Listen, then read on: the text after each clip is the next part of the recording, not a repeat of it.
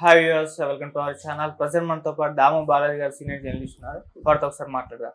Sir నమస్కారం. నమస్తే sir, Balayya గారి అఖండ 2 సినిమా చూడడానికి అఘోరాలు కూడా సిద్ధమైపోయారు. థియేటర్లకు వెళ్తున్నారు. అక్కడ నుంచి వీడియోలు కూడా వైరల్ అవుతున్నాయి సార్.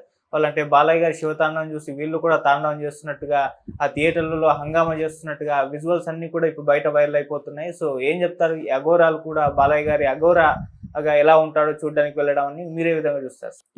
మామూలుగా ఇప్పుడు అఘోరా 1కి అఘోరా 2కి ఉన్న మేజర్ డిఫరెన్స్ ఏంటంటే, అఘోరా 1లో బేసిక్గా ఫ్యామిలీ, సమాజం ఈ 2 విషయాలే ప్రధానంగా ఉంది. అంటే పిల్లల్ని వేధిస్తున్న వాళ్ళు కావచ్చు, ఫ్యామిలీల కోసం అఘోరా ఏం చేశాడనేది. అయితే ఇక్కడికి వచ్చేసరికి ఏంటంటే, దీన్ని ఇంకొంత స్కోప్ పెంచాలనేసి అఘోరా రాబోయే ఒక పెద్ద ప్రమాదం జరగబోతుంది, అందుకని నువ్వు అష్టసిద్ధిల్ని వశం చేసుకోవాలని అఘోరా గురువు మురళీమోహన్ క్యారెక్టరు అఘోరాకి సలహా ఇస్తే, దాంతో ఇతను దాదాపు 14 ఏళ్ళ పైన తపస్సు చేసి అష్టసిద్ధుల్ని వశం చేసుకుంటాడు అనేది ఎస్టాబ్లిష్ చేశాడు. నిన్న బోయపాటి సీను కూడా నేను లాజికల్ని పర్ఫెక్ట్గా పెట్టాను, లాజికల్ లేవని చాలామంది అంటున్నారు.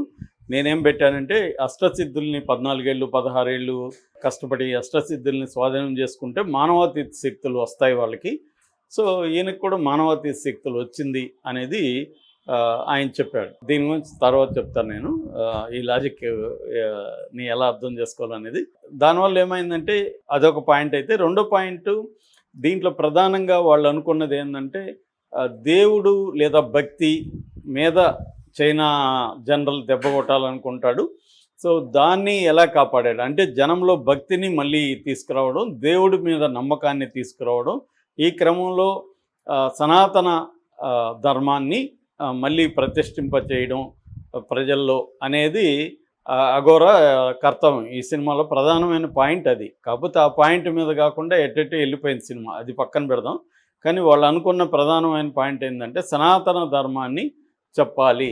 అంటే సనాతన ధర్మం ద్వారానే దేశాన్ని కాపాడుకోవచ్చు, వేరే మార్గం లేదు. విదేశీ శక్తుల అటాక్ల నుంచి కూడా దేశాన్ని కాపాడుకోవాలంటే సనాతన ధర్మమే ప్రధానమైంది అనేది మెయిన్ థీమ్ ఈ సినిమాలో.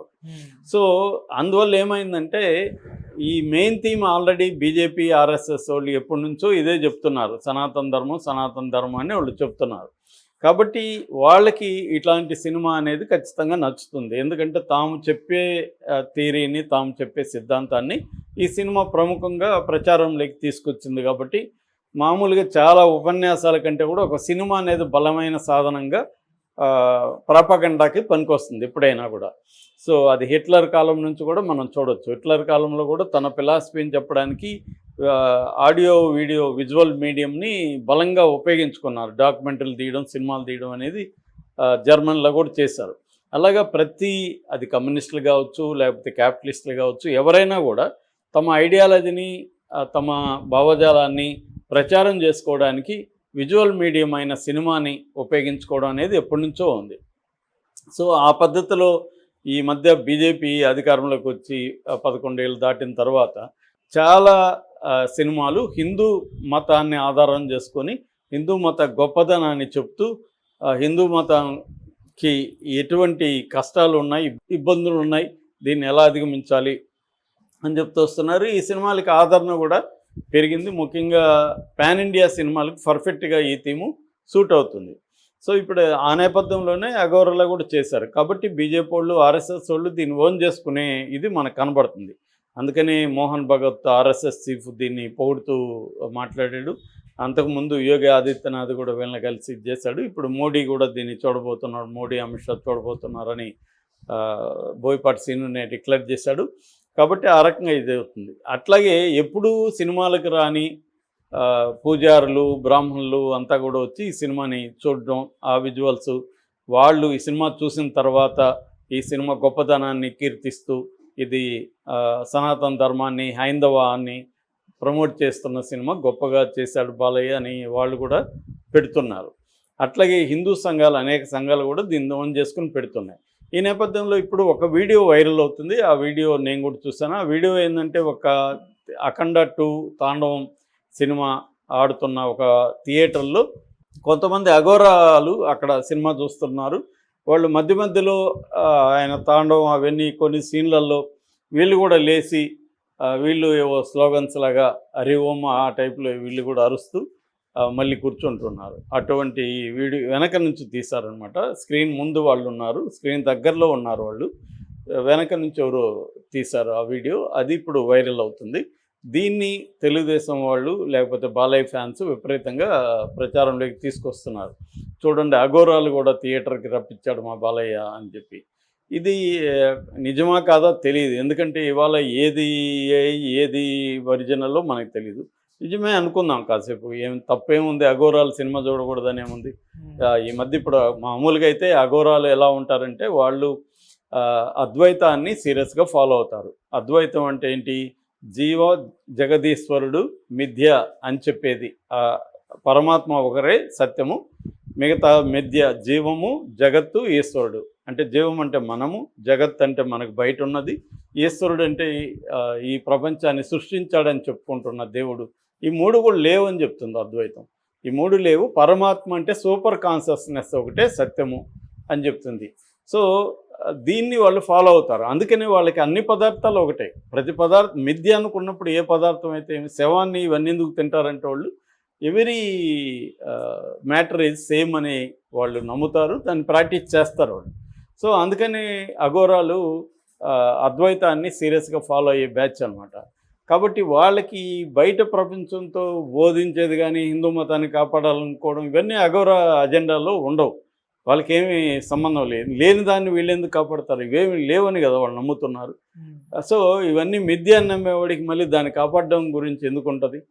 కానీ ఇక్కడ ఏమవుతుందంటే ఏదో ఒక కొత్తదనం సినిమాలో బ్యాక్గ్రౌండ్లో చూపించాలా అని మన వాళ్ళు ఏం చేస్తుంటారు, ఇది ఏదో ఒక కాన్సెప్ట్ని తీసుకొని చేస్తుంటారు. మనకి నాన్ కడవల్లో కూడా ఇలాంటి కాన్సెప్ట్. నాన్ కడవలు అంటే నేను దేవుడు నేను తెలుగులో వచ్చింది బాలా సినిమా, ఆర్య తమిళ హీరో ఆర్య చేశాడు. సో ఇప్పుడు ఈ లాజికల్ విషయానికి వస్తే ఇందాక చెప్పినట్టుగా అంటే ఆయన సపోర్ట్ చేసుకోవడానికి ఒక లాజిక్ చెప్పాడు. అది కరెక్టే, కానీ అది మనం నమ్మే విధంగా ఉండాలి. అంటే బాలయ్య 14 ఏళ్ళు తపస్సు చేసినాక బయట వస్తే ఒక ట్రాన్స్ఫర్మేషన్ ఉండాలి బాలయ్యలో. అదేమీ లేదు. ఆయన అలాగే ఉన్నాడు, అదే ఏజ్ గ్రూపు, అదే ఇది. ఆయన కదలలేని పరిస్థితిలో ఉన్నాడు, సరిగ్గా డ్యాన్స్ వేయలేని పరిస్థితిలో. ఎక్కడైనా డ్యాన్స్ వేసాడు అసలు? శివతాండం అంటే ఎక్కడేసాడు ఆయన శివతాండం? ఇది కూడా పట్టుకొని ఇటు ఇటు కాళ్ళు ఇటు ఇటు అంటున్నాడు తప్ప అదేమి తాండవం లేదు. మీరు అదే నేను అందరికీ చెప్తుంటా, పోయి నాన్ కడవలు చూడండి, కనీసం సీన్లు చూడండి యూట్యూబ్లో. అతను ఆర్య ఎలా ఉంటాడు, ఇంట్రొడక్షనే తలకిందులుగా తపస్సు చేస్తుంటాడు ఆర్య, కాళ్ళు కూడా ఇట్లా పైన మడిచుంటాడు.